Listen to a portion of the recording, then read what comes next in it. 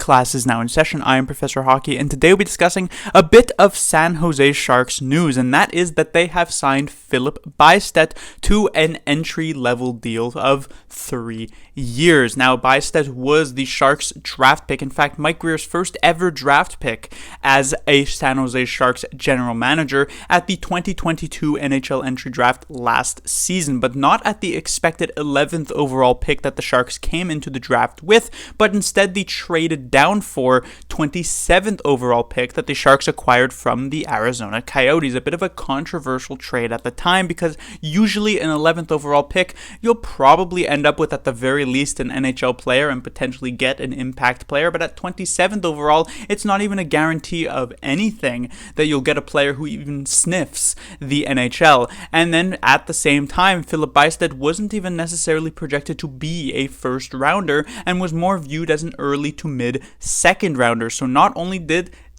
Mike Grier dropped down 16 spots in the first round, but ends up going with an off-board selection as well. And so this was a bit of a crazy move for someone who was so inexperienced in this role. But over this draft plus 1 year for Bystedt, it seems to be looking a lot more favorable from Mike Grier's standpoint. Not only did he have a much improved season in the SHL, 20 points in 45 games for a young player like Bystedt is actually rather solid, but maybe more importantly was his performance at the 2023 World Juniors this past winter. Now, obviously, that event was headlined by the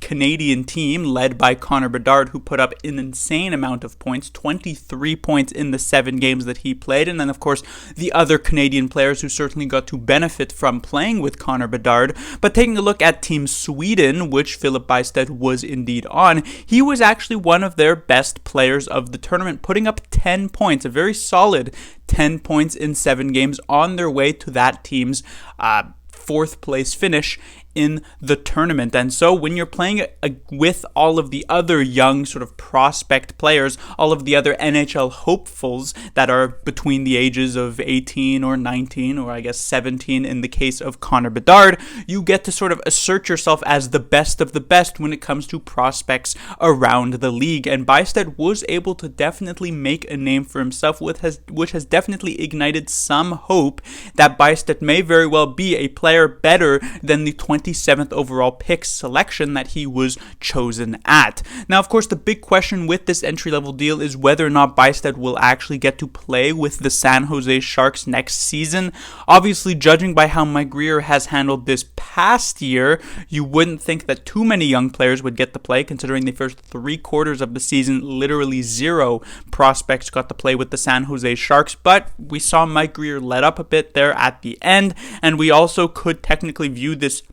past season as more of like a building type of year where they acquire multiple other young prospects, and perhaps the 23-24 season is going to be the time to maybe introduce these players. But it's going to be difficult for Bystedt to actually get a spot on the Sharks roster, not necessarily because of his own skill level, but he would really have to perform exceptionally well because of the fact that he is a center. And the Sharks, of course, in their top 6, they've got both Couture and Tomas Hertl as their centers. They also have Nico Sturm as a very easy third-line center, as well as, especially with his performance near the end of this past season,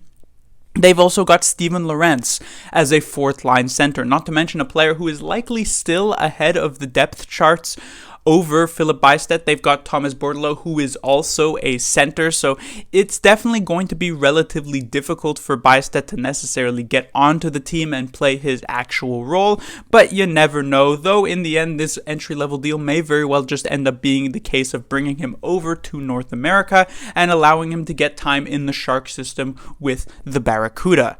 Class dismissed.